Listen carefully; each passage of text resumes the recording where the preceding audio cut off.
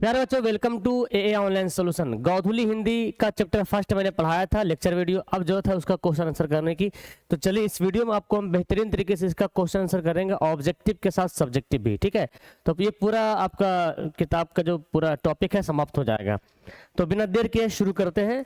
और चैप्टर हमारा फर्स्ट क्या था? श्रम विभाजन और जाति प्रथा, बहुत इंपॉर्टेंट था। ऑब्जेक्टिव सब्जेक्टिव सब पढ़ने वाले हैं। हमारे एप्लीकेशन में जुड़ सकते हैं और जुड़ करके आप जो पेड कोर्स में भी आप ज्वाइन हो सकते हैं। अभी हमारे पास संघर्ष बैच चल रहा है, इसमें भी आप ज्वाइन हो सकते हैं, जहाँ पे कम से कम फी में आपको जो है सारा सब्जेक्ट जो है पढ़ाई करवाया जा रहा है बेहतरीन तरीके से। नोट्स पीडीएफ सारा कुछ है। ओके, और केवल आपको लैंग्वेज बैच में जुड़ना है। यहाँ पे आपको संस्कृत है प्लस हिंदी, गोधुली हिंदी दोनों तीनों शामिल है, तो ये आपको मिल जाएगा। चलिए शुरू करते हैं। सबसे पहला सवाल देखें।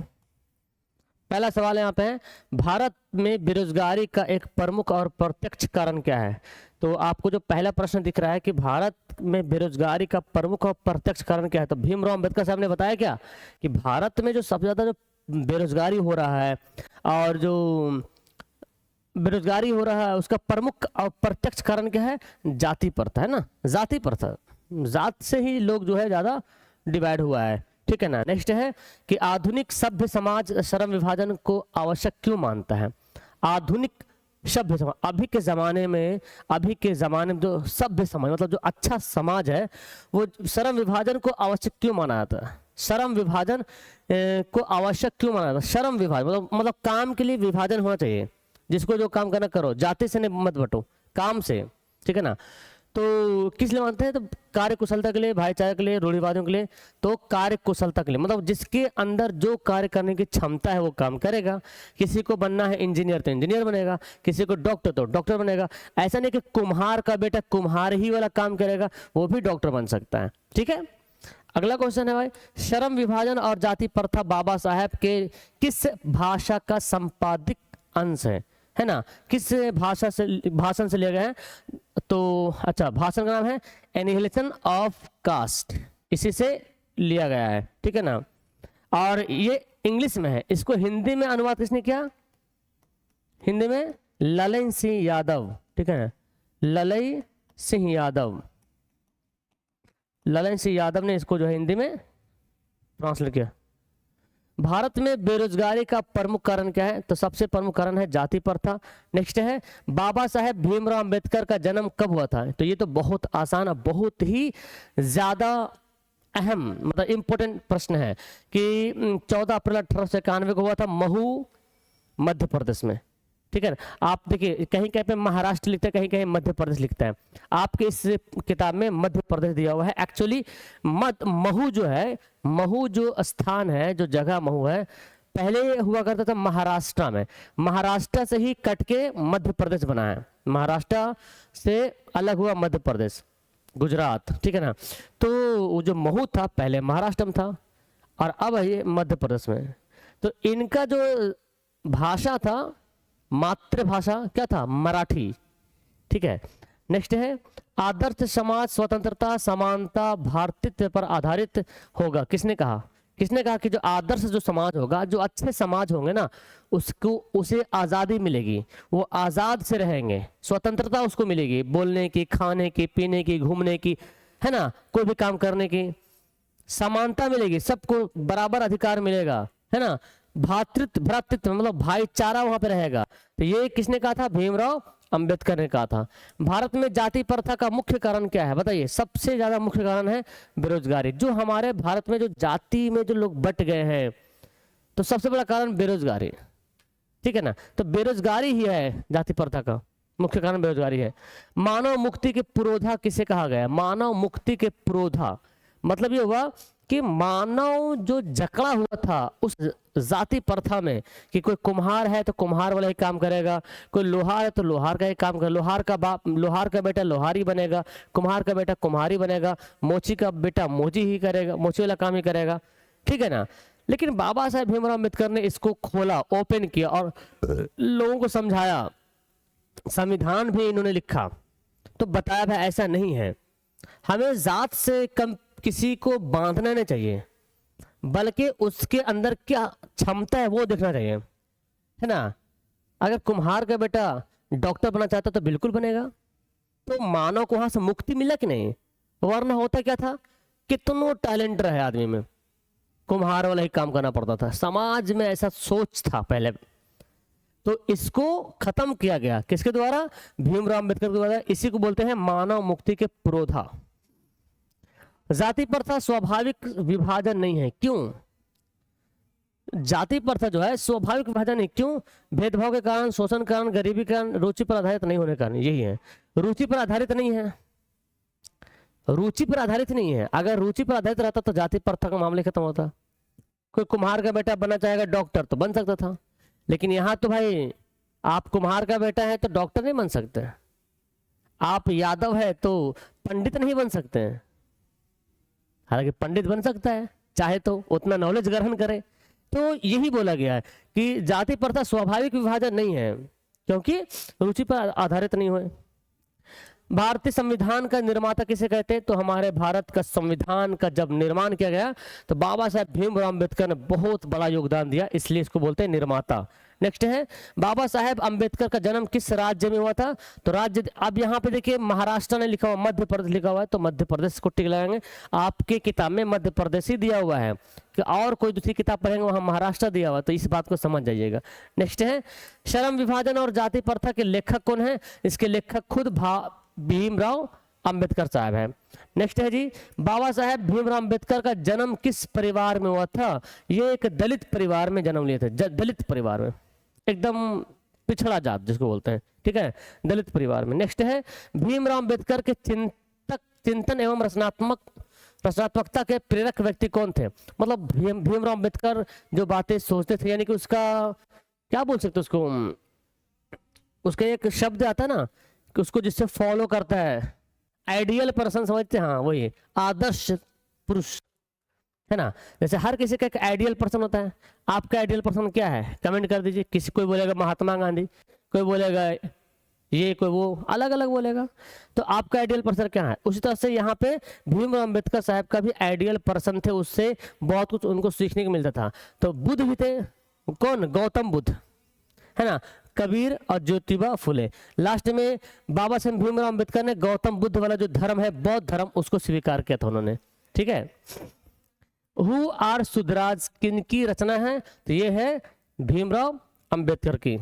भीमराव अंबेडकर किसके प्रोत्साहन पर उच्चतर शिक्षा के लिए न्यूयॉर्क गए थे? तो ये उस समय 1891 तो उनका जन्म हुआ था, तो 1915, 16, 14 इस तरह से दरमियान में होगा। उस समय भाई वो न्यूयॉर्क अमेरिका गए थे पढ़ाई करने के लिए। अभी के लोगों को सोचना पड़ेगा कि अमेरिका कैसे जाए, है ना, सोचना पड़ेगा। लेकिन गए तो गए, वो कैसे, वो रीजन था बड़ौदा नरेश, कोई इसी से मतलब इनको स्कॉलरशिप मिल रहा था, प्रोत्साहन मिल रहा था इसी से, ठीक है ना। तो उस समय स्कॉलरशिप भी मिलता था पहले, अभी तो मिलता है छोटा सा, ठीक है ना, खा भी नहीं पाएगा आदमी। द अनटचेबल किनकी रचना है? तो ये भी हो जाएगा भीमराव अंबेडकर का। किसे बाबा साहेब के नाम से पुकारा जाता है? तो बोलते भीमराव अंबेडकर को। ये 18 क्वेश्चन, हालांकि इसमें और क्वेश्चन बनेगा, लेकिन इस वीडियो में अभी 18 क्वेश्चन में डाला हूं, तो नेक्स्ट टाइम और आएगा प्रैक्टिस में। बाकी नेक्स्ट चैप्टर में हम कोशिश करेंगे कम से कम 25 से 30 क्वेश्चन रहे, इंपॉर्टेंट, ठीक है ना। चलिए अब पढ़ते हैं इसका सब्जेक्टिव। लेखक किस विडंबना की बात करते हैं? लेखक भीमराव अंबेडकर जी विडंबना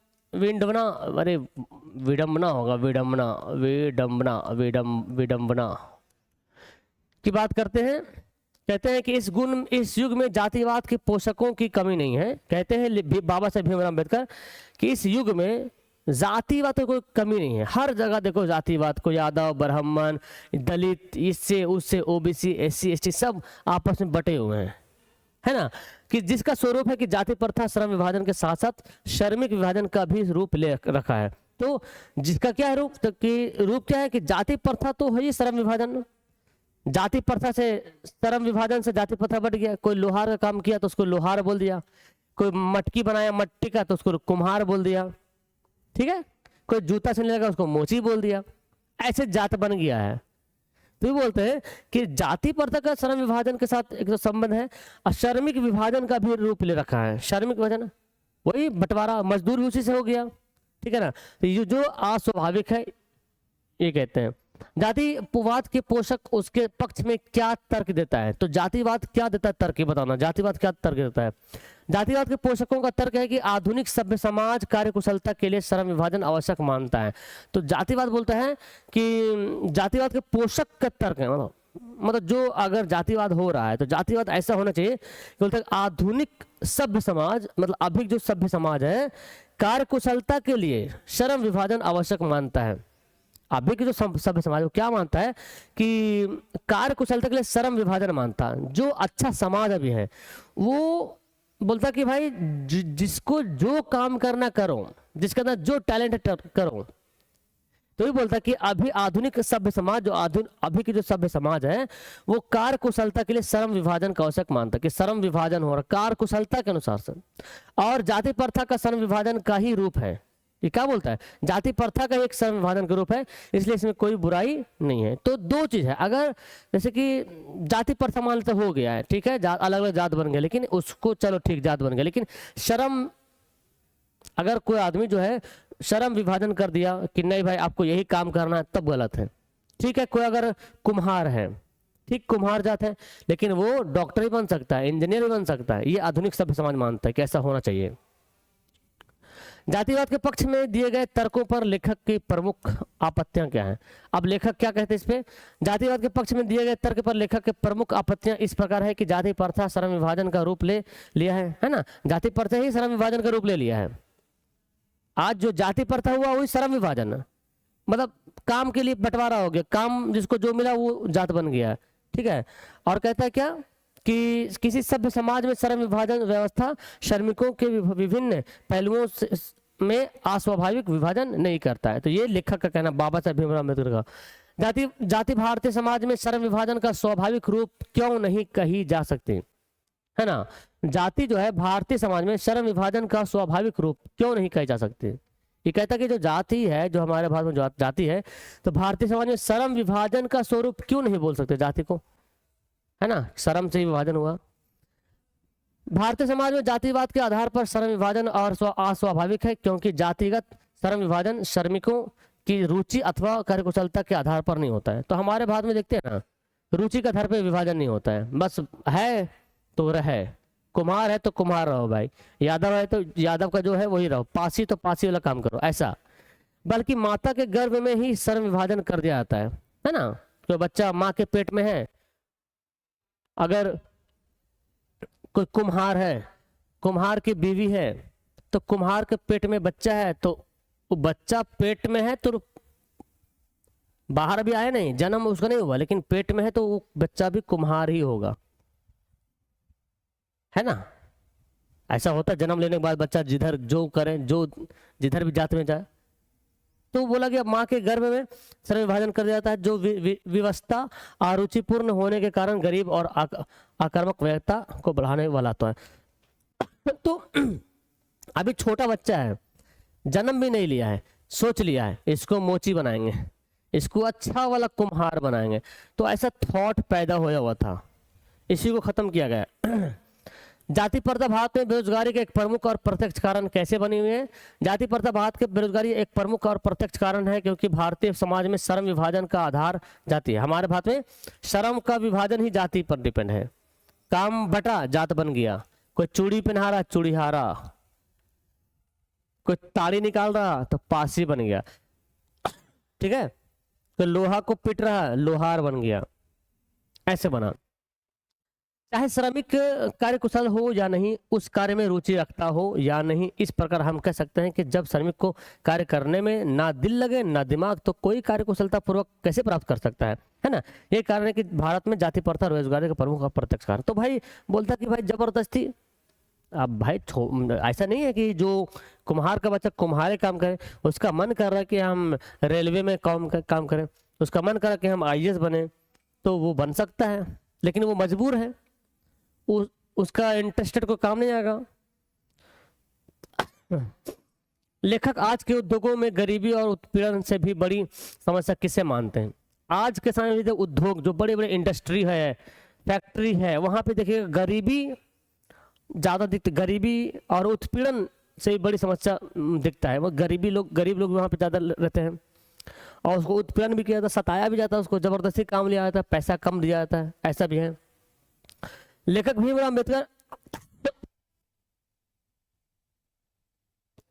अम्बेडकर आज के उद्योगों में गरीबी और उत्पीड़न से भी बड़ी समस्या लोगों को का निर्धारित कार्य को मानते हैं, क्योंकि अरुचि और विवशता वश मनुष्य काम करने को टालने लगता है और कम काम करने के लिए प्रेरित हो जाता है। ऐसी स्थिति में जहां काम करने में ना दिल लगे ना दिमाग, तो कोई कार्यकुशलता कैसे प्राप्त कर। सही बात है भाई।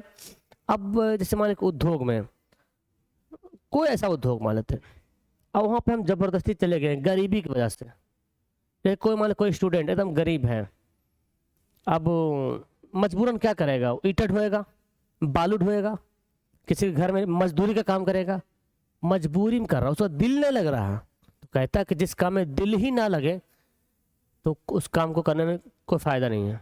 पैसा जरूर मिलेगा उसको, लेकिन दिल नहीं लग रहा। ठीक है। लेखक ने पाठ के किन पहलुओं में जाति प्रथा को एक हानिकारक प्रथा के रूप में दिखाया है। लेखक ने पाठ के विभिन्न पहलुओं में जाति प्रथा को एक हानिकारक प्रथा के रूप में दिखाया है, जो इस प्रकार है। अस्वाभाविक श्रम विभाजन, बढ़ती बेरोजगारी, अरुचि और व्यवस्था में श्रम का चुनाव, गतिशील एवं आदर्श समाज तथा वास्तविक लोकतंत्र का स्वरूप। ये बोल रहे हैं कि अस्वाभाविक श्रम विभाजन हुआ है, बेरोजगारी से बढ़ा है, अरुचि और व्यवस्था, कोई इंटरेस्टेड भी नहीं है, जबरदस्ती काम करवाया जाता है ना। श्रम का चुनाव, गतिशील एवं आदर्श समाज और वास्तविक लोकतंत्र का स्वरूप।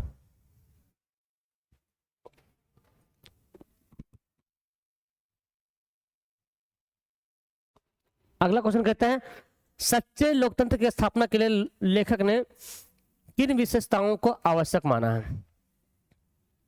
सच्चे लोकतंत्र की स्थापना के लिए लेखक अनेक विशेषताओं को आवश्यक माना है। बहुविघन हितों में सबका भाग समान होना चाहिए, सबको उसकी रक्षा के प्रति सजग होनी चाहिए। मतलब बहुविघन मतलब कोई भी बड़ी से बड़ी समस्या आ जाए तो सबका जो है भाग समान हो, तो उसको सब मिलकर करना चाहिए, उसको सब मिलकर उसका प्रॉब्लम को हल निकालना चाहिए, उसको उसकी रक्षा के लिए प्रति सजग होना चाहिए, सब लोग उसको हिफाजत करें। तात्पर्य इसका मतलब ये हुआ कि हमें समाज में दूध और पानी के मिश्रण की तरह भाईचारे की भावना होनी चाहिए। मतलब ये हुआ कि जैसे हमारा पड़ोसी है, उसके पास अगर समस्या है तो भाई उसको अपना समस्या मान के हम उसके साथ रहेंगे, उसके साथ कांधे से कांधे मिला के काम करेंगे, तो सभ्य समाज होगा, तो वहाँ पे भाईचारा रहेगा। हमें साथियों के प्रति श्रद्धा और सम्मान होनी चाहिए। धर्म विभाजन और जाति प्रथा पाठ का सारांश क्या, मतलब सारांश बताना है। तो आज के युग में जाति प्रथा की वकालत सबसे बड़ी विडंबना है। ये लोग तर्क देते हैं कि जाति प्रथा श्रम विभाजन का ही एक रूप है। ऐसे लोग भूल जाते हैं कि श्रम विभाजन श्रमिक विभाजन नहीं है। श्रम विभाजन श्रमिक विभाजन नहीं है, अलग है, वो श्रमिक अलग है। श्रम विभाजन निसंदेह आधुनिक युग की आवश्यकता है। श्रमिक विभाजन नहीं, जाति प्रथा श्रमिकों का अस्वाभाविक विभाजन है और इसमें ऊंच नीच का भेद करती है, सामाजिक प्रथा का अध्ययन है।